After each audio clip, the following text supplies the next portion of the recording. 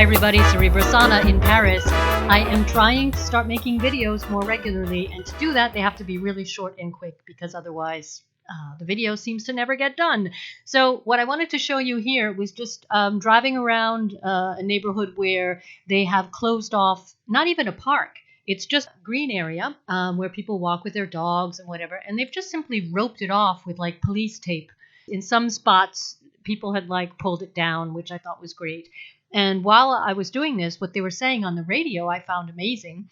They are now the latest chapter in this crisis, so to speak, is that they're now contradicting themselves and saying that everybody has to wear a mask now, and that the simple act of talking can spread the virus. On suspecte que le virus puisse se transmettre quand les gens ne font que se parler, déclarait par exemple hier l'épidémiologiste américain Anthony Fauxci, conseiller de Donald Trump. Alors s'il était confirmé, ce mode de transmission expliquerait en tout cas le caractère particulièrement contagieux de ce Covid-19, virus qui peut être ainsi largement transmis, notamment par des porteurs apparemment sains, sans aucun symptôme. Merci Eric Guégala de la rédaction internationale de France Info. Alors on répète qu'en France, on encourage maintenant les Français à porter des masques alternatifs, mais les masques chirurgicaux et FFP2, eux, ils sont bien réservés aux professionnels de santé. En tout cas, ce revirement apparent des consignes n'est pas très bien compris par la population.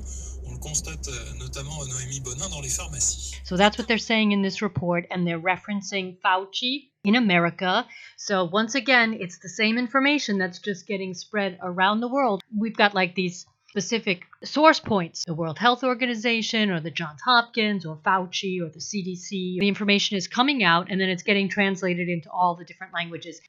They were even contradicting themselves, saying even homemade masks were better than no masks, which again, they were saying earlier that it made no point to make your own homemade mask. And countries like Austria, starting tomorrow on Monday, Austria, if you go into a supermarket, they have now made wearing a mask mandatory for everyone. All right, I'm trying to make this just a really quick video. So what you're seeing on the screen is an open space, not a park, not a official garden. It's just open space in the middle of life, and they've cordoned it off with police tape so people can't go walk there. And the radio news is now saying that even talking can spread the virus, and everybody needs to wear a mask, even if it's a homemade mask, which totally contradicts what we'd been told before. And at the very end of the report, they say that people don't seem to really understand what exactly the guidelines are that they need to be following. And then they go off to interview someone in a pharmacy who's just simply going to say, yes, people are confused. And yeah, people are confused because there's a lot of weirdness gravitating around this little thing. Okay, which isn't a little thing because they've managed to shut down over 3 billion people on the planet. That's half of the planet, essentially, that is staying home and playing nice and playing confinement. Let's play jail. Who wants to be the jailer? You want to be the prisoner?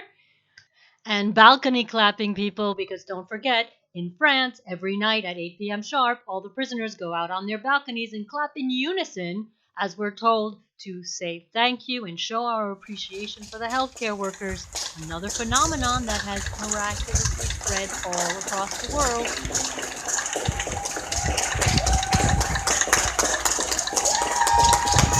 So I hope you liked this little video. It's just a quick one.